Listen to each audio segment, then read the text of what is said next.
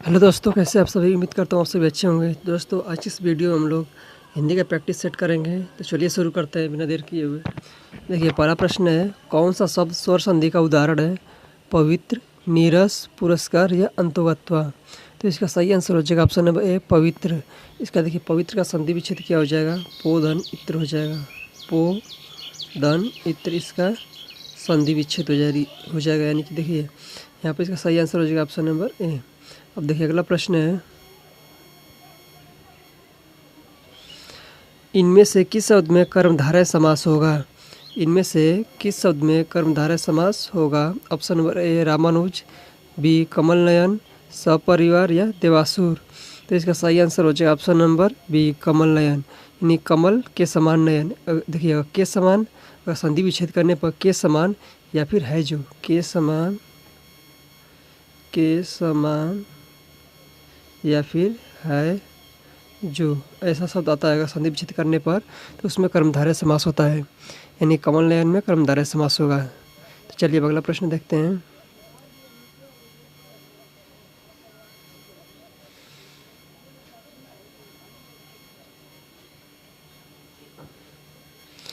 देखिए, अगला प्रश्न है, प्रतिभट, कटक, कटीले, कहते, काटी, काटी, कालिकासी, किलकी, कलेऊ, देत, काल को। इसमें कौन सा अलंकार होगा? अलंकार पूछा है तो ऑप्शन नंबर ए, रूपक अलंकार, बी, विरोधाभास अलंकार, सी, श्लेष अलंकार और डी, यमक अलंकार। तो इसमें आपका हो जाएगा, देखिए इसमें ऑप्शन गलत हो गया है। यहाँ पर होना चाहिए किसी में एक में आप कर लीजिएगा अनुप्रास अलंकार, क्योंकि इसमें क की और क देखिए बार बार आ रहा है। यानी कि एक ही वर्ड की बार बार जब आवृत्ति होती है तो उसमें अनुप्रास अलंकार होता है। तो देखिए, यहाँ पर हम लोग कर लेते हैं अनुप्रास अलंकार। मान लीजिए पहले पकड़ लेते हैं अनुप्रास अलंकार। अनुप्रास अलंकार यानी कि इसमें कौन सा अलंकार है? अनुप्रास अलंकार। तो यहाँ पर ऑप्शन नंबर ए पर अनुप्रास कर लीजिएगा। यहाँ पर अनुप्रास हो गया, यानी कि ऑप्शन नंबर ए इसका राइट आंसर हो जाएगा। देखिए, अगला प्रश्न है, वत्सर्य वर्ण है म, य, व, स या फिर न, र, ल, स या फिर हो जाएगा न, म, य, र या फिर म, य, र, स।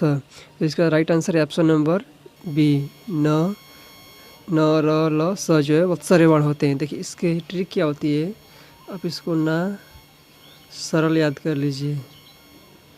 ना सरल, देखिए यहाँ से आपका ना सरल से हो जाएगा वत्सर्य वर्ण की ट्रिक हो जाएगी।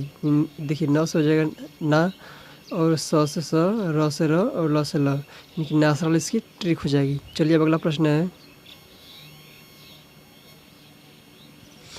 निम्न विकल्पों में से महादेवी वर्मा की रचना निम्नलिखित में से कौन है? देखिए, महादेवी वर्मा की इसमें कौन सी रचना है? पहला देखिए, आराधना, पागल कुत्तों का मसीहा, द्वापर या अग्निरेखा है। तो इसका right answer option number D, Agnirekha. Agnirekha Mahadevi Verma की जो है रचना है। अब अगला प्रश्न है, नाम धातु क्रिया नहीं है, लतियाना, सजाना, जुठलाना या गलियाना। तो इसका सही आंसर ऑप्शन नंबर बी, सजाना। देखिए, नाम धातु क्रिया क्या होती है?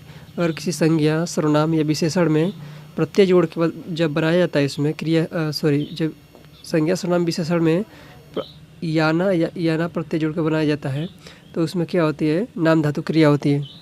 देखिए, यहाँ पर लात से लतियाना हो जाएगा, यहाँ पर झूठ से जुठलाना और यहाँ गाली से गलियाना हो जाएगा। लेकिन इसमें कोई नहीं बन रहा है तो इसका यही इसका आंसर हो जाएगा।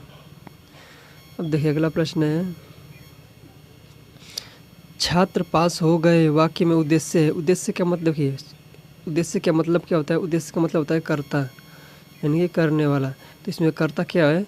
छात्र है। तो इसका राइट आंसर क्या हो जाएगा? ऑप्शन नंबर सी, छात्र। अब देखिए, इसमें अगला प्रश्न है, कपड़ा का पर्यायवाची नहीं है, पट, वसन, उदक या अंबर। देखिए, पट हो जाएगा, वसन और अंबर ये कपड़ा का पर्यायवाची है, जबकि उदक जो है पानी का पर्यायवाची है। उदक किसका पर्यायवाची है? पानी का। तो इसका राइट आंसर हो जाएगा ऑप्शन नंबर बी। देखिए, अगला प्रश्न है, भारतेंदु किस संधि का उदाहरण है? तो इसका राइट आंसर हो जाएगा ऑप्शन नंबर ए, गुण संधि। अब देखिए, यहाँ पर उसका भारतेंदु का संधि विच्छेद क्या हो गया? भारत प्लस इंदु। अब देखिए, अ और ई मिलता है तो यहाँ पर हो जाता है ए, ठीक है। तो सॉरी, यहाँ पर ए ये बड़ा वाला नहीं होगा, ये वाला ए होता है। ठीक है, तो यहाँ पर एक मात्रा है, उससे भी आप पता लगा सकते हैं कि इसमें गुण संधि है। अब देखिए अगला प्रश्न है, मलिक मोहम्मद जायसी कृत पद्मावत निम्नलिखित में किस भाषा में है? तो पद्मावत की भाषा कौन सी है? डिंगल भाषा, ब्रज भाषा, खड़ी बोली या अवधी? तो इसका राइट आंसर ऑप्शन सी अवधी भाषा है। अब देखिए अगला प्रश्न है, पुरोहित में उपसर्ग है पुरा, पुरस, पुरः या पुरः? तो इसका right answer option number D पुरः। पुरोहित में कौन सा उपसर्ग है? पुरः। देखिए पुरोहित कौन सा बना है? पुरः धन, पुरः धन हित से बना है, तो इसका राइट आंसर होगा ऑप्शन नंबर डी पुरः। कोप का विलोम शब्द है कोप, कोप का विलोम शब्द है क्रोध, क्षमा, कृपा या निष्ठुर? तो इसका सही आंसर ऑप्शन नंबर सी कृपा। अब देखिए अगला प्रश्न है, तो देखिए अगला प्रश्न है, समश्रुति भिन्नार्थक शब्द की दृष्टि से असंगत शब्द चुनिए। अम्ब, अम्ब, देखिए अम्ब, सॉरी यहाँ पर गलत टाइप हो गया, इसको काट लीजिए, यहाँ पर गलत हो गया। देखिए और देखिए यहाँ पर अचार है और आचार है। आचार का मतलब व्यवहार होता है और आचार का मतलब होता है खट्टे पदार्थ। देखिए इसका जो है यहाँ पर होना चाहिए, लेकिन और यहाँ इसका यहाँ पर होना चाहिए, लेकिन ये दोनों बदल दिया ऑप्शन, यानी इसका सही आंसर ऑप्शन बी। देखिए यहाँ बी कर लीजिएगा। अब देखिए ऋत का अर्थ क्या होता है? सत्य होता है। ऋतु का अर्थ है मौसम। अर्चना पूजा होता है। अर्जन मतलब कमाई, तो इसका सही आंसर ऑप्शन बी हो जाएगा। अगला प्रश्न है, देखिए अगला प्रश्न है, जिलाधिकारी ने सबको उपस्थित रहने का निर्देश दिया में कौन सा वाच्य है? तो इसमें देखिए जिला, जहाँ पर विण्यकर्ता अन्य विभक्ति आ जाए वहाँ पर कौन सा कर्ता होता है? कर्तृवाच्य होता है। सॉरी कौन सा वाच्य होता है? कर्तृवाच्य होता है, तो इसका सही आंसर हो जाएगा ऑप्शन नंबर बी।